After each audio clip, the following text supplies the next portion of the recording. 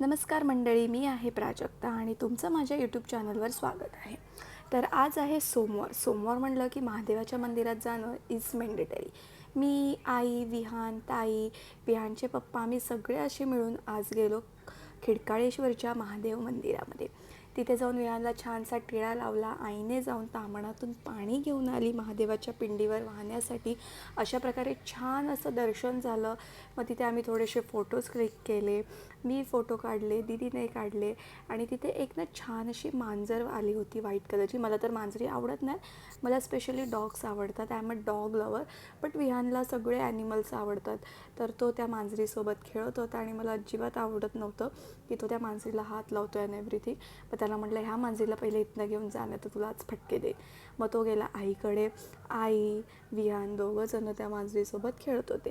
त्याच्यानंतर मी, ताई आम्ही थोड्याशा गप्पा मारला. थोडा वेळ तिथे आम्ही स्पेंड केला, बसलो तिथे आणि मग आम्ही घरी जाण्यासाठी निघालो.